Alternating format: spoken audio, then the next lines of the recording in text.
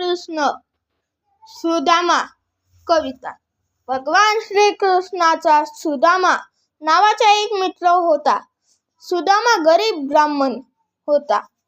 तो शांत स्वभावाचा असून गरिबीतही आनंदाने राही. त्याची बायकोही स्वभावाने फार समजूतदार व शांत होती.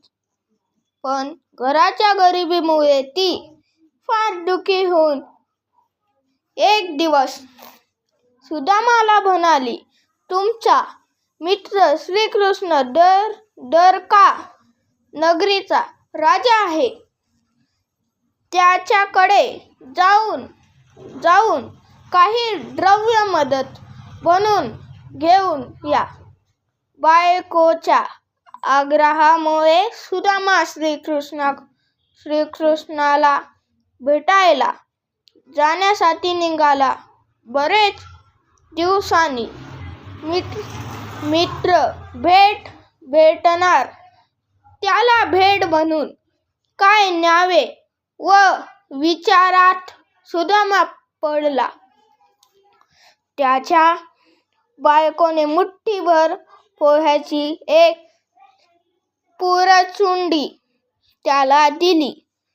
हे पोहे बरोबर घेऊन सुदामा श्रीकृष्णाला भेटायला निघाला. चालत सुदामा द्वारका नगरीत पोहोचला. श्रीकृष्ण राजवाड्याजवळ पहारेकऱ्यांनी त्याला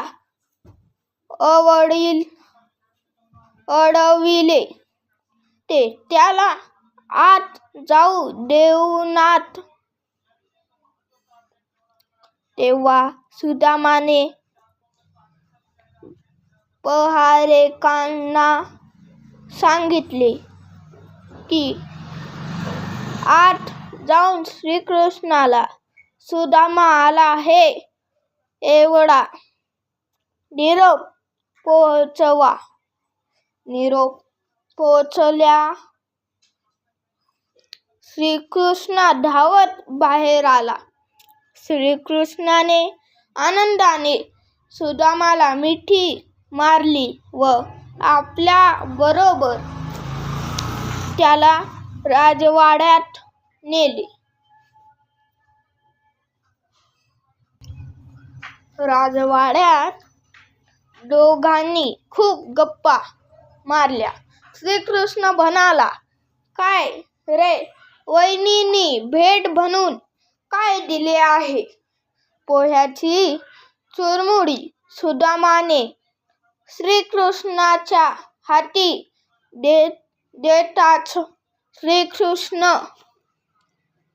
म्हणाला, वा, पोहे तर मला फार आवडतात.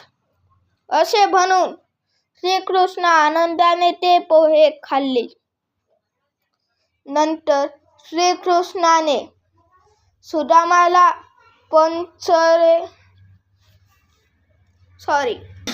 पंच पक्वान्नाचे जेवण दिले. फळे दिले. रात्री झोपण्याची सुंदर व्यवस्था करून दिली. सुदामा आनंदाने श्रीकृष्णाकडे राहिला. श्रीकृष्णाकडे त्याने काही मदत मागली नाही. त्याच्या तोंडातून शब्द निघाला नाही. श्रीकृष्णाने त्याला प्रेमाने निरोप दिला. श्रीकृष्णाने काही दिले नाही पण त्याने केलेल्या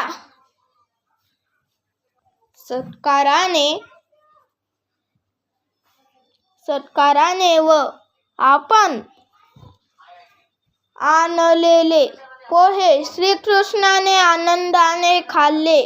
म्हणून समाधानाने आणलेले पोहे आणलेले पोहे श्रीकृष्णाने आनंदाने खाल्ले. बनून समाधानाने सुदामा निघाला. तो जेव्हा त्याच्या गावी पोचला तेव्हा ते सगळे गाव वेगळे दिसत होते. ते खेडे नसून एखाद्या सुंदर नगरासारखे दिसत होते.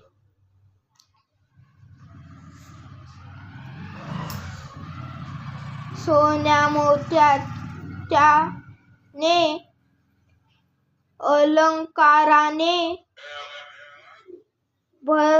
भरजारी कपड्याने नटलेले स्त्री पुरुष